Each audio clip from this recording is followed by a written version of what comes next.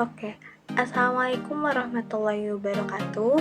Izin memperkenalkan diri, nama saya Bilqis Aquila Suprapto dengan NIM 20230080234 dari kelas MN23G. Di video kali ini saya akan mengerjakan tugas sesi 6 dari ekonomi makro, tugas dari dosen pengampu Ibu Salih Maris. Oke, kita mulai saja ke topik pembahasannya. Ini untuk tugas 6 ekonomi makro. Oke, pertama ini ada komponen pembentuk pendapatan nasional atau produk domestik bruto, atau yang sering kita sebut dengan PDB berdasarkan teori Keynesian. Pendapatan nasional adalah indikator penting untuk mengetahui kondisi ekonomi di suatu negara. Badan Pusat Statistik BPS menjelaskan menghitung pendapatan nasional melalui produk domestik bruto dapat menunjukkan kemampuan sumber daya ekonomi yang dihasilkan negara. Untuk dari teori Keynesian ini, teori Keynesian mengidentifikasi 4 komponen utama dalam pembentukan pendapatan nasional atau produk domestik bruto PDB, yaitu konsumsi rumah tangga atau sering disebut CI, dan investasi dengan lambang I, pengeluaran pemerintahan dengan lambang G, dan not export dengan lambang M. Oke, kita zoom dulu sedikit. Oke, untuk 4 komponen tadi kita akan jelaskan satu persatu. Untuk yang pertama ada konsumsi rumah tangga dengan simbol C. Ini adalah total belanja oleh individu dan rumah tangga untuk barang dan jasa. Konsumsi rumah tangga cenderung stabil dan merupakan salah satu pendorong utama pertumbuhan ekonomi. Untuk contohnya, ketika konsumsi rumah tangga meningkat karena peningkatan pendapatan atau kepercayaan konsumen, ini dapat menggerakkan pertumbuhan ekonomi. Lanjut, ini ada investasi dengan simbol I. Ini mencakup belanja perusahaan untuk modal fisik seperti mesin, pabrik, dan peralatan.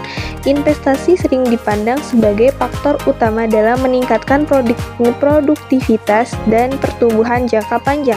Contohnya, jika produktivitas dan pertumbuhan jangka panjang, untuk contohnya ini adalah jika perusahaan-perusahaan dalam suatu negara memutuskan untuk melakukan investasi besar-besaran dalam penelitian dan pengembangan, hal ini dapat meningkatkan inovasi dan produktivitas yang pada gilirannya dapat memicu pertumbuhan ekonomi. Kita lanjut, poin ketiga. Ada pengeluaran pemerintah atau disimbolkan dengan lambang G. Ini adalah total belanja pemerintah untuk barang dan jasa. Pengeluaran pemerintah dapat berupa infrastruktur, pendidikan, kesehatan, dan lain-lain. Untuk contohnya sendiri, ketika pemerintahan meningkatkan pengeluarannya dalam program infrastruktur besar-besaran, ini dapat menciptakan lapangan kerja baru dan meningkatkan kegiatan ekonomi di sektor terkait. Lanjut, untuk poin nomor 4 adalah next export atau sering disimbolkan dengan XM. Ini adalah persediaan antara ekspor barang dan jasa yang dijual ke luar negeri dan impor barang yang jasa yang dibeli dari luar negeri. Jika ekspor lebih besar dari impor, maka next export positif yang berkontribusi positif terhadap pendapatan nasional. Contoh, jika sebuah negara berhasil meningkatkan ekspornya sementara mengeluarkan impor, hal ini dapat meningkatkan saldo perdagangan dan kontribusi positif terhadap pendapatan nasional. Oke, kita lanjut untuk pertanyaan nomor 2. Untuk pertanyaan nomor 2 ini,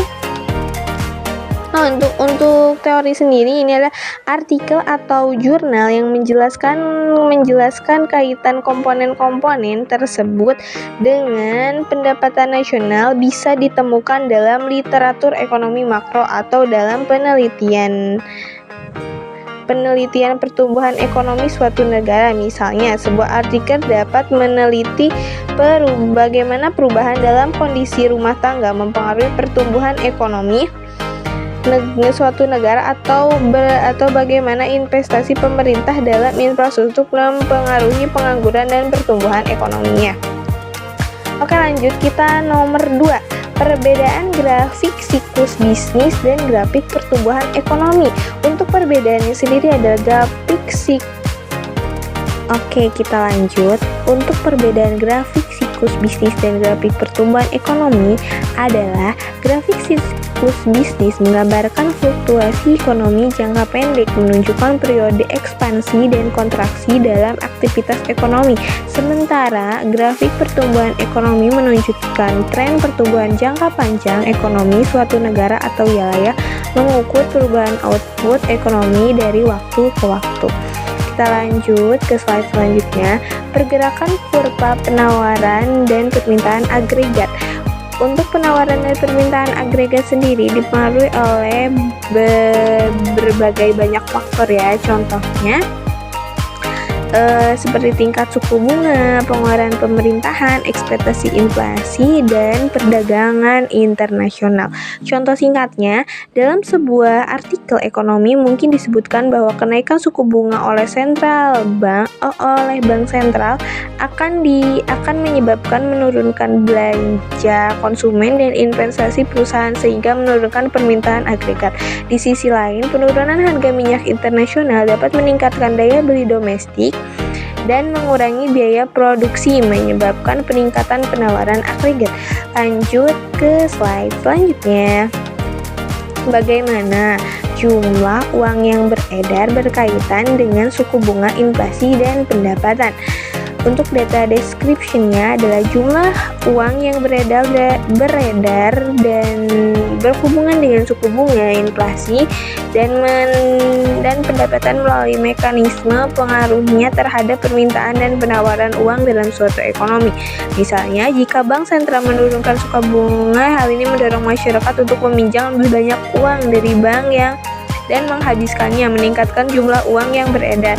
Ketika inflasi meningkat, nilai uang berkurang, mendorong orangnya untuk lebih cepat menghabiskan uang mereka, yang juga dapat meningkatkan jumlah uang beredar. Contoh kasusnya dalam sebuah artikel tentang kebijakan moneter mungkin disebutkan bahwa peningkatan pendapatan nasional secara keseluruhan dapat menyebabkan peningkatan permintaan uang untuk transaksi dan spekulasi yang pada gilirannya dapat meningkatkan jumlah uang yang beredar di dalam ekonomi. Untuk hubungan antara inflasi, pengangguran, dan pertumbuhan ekonomi kompleks.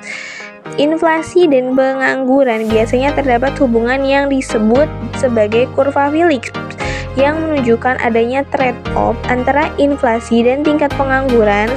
Ketika inflasi tinggi, pengangguran cenderung rendah, dan sebaliknya. Namun, hubungan ini dapat berubah seiring waktu karena faktor-faktor seperti kebijakan moneter, struktur pasar, dan ekspektasi inflasi. Lanjut, untuk inflasi dan pertumbuhan ekonomi sendiri, inflasi yang tinggi dapat mengganggu pertumbuhan ekonomi dengan mengurangi daya beli masyarakat, merusak kepercayaan investor, dan meningkatkan ketidakpastian ekonomi. Namun, tingkat inflasi yang rendah dapat stabil, penting untuk menciptakan lingkungan ekonomi yang kondusif bagi pertumbuhan jangka panjang.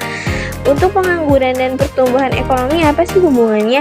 Tingkat pengangguran yang tinggi dapat menunjukkan rendahnya tingkat produksi dan aktivitas ekonomi secara keseluruhan. Pengangguran tinggi juga dapat menyebabkan hilangnya keterampilan dan pengalaman kerja yang pada gilirannya dapat menghambat pertumbuhan ekonomi jangka panjang.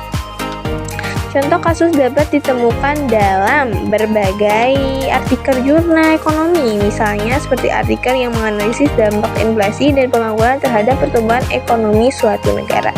Untuk contoh kasusnya sendiri adalah suatu negara mengalami inflasi tinggi yang tidak diimbangi dengan pertumbuhan ekonomi yang sesuai. Hal ini dapat menyebabkan ketidakstabilan ekonomi dan menghambat investasi jangka panjang.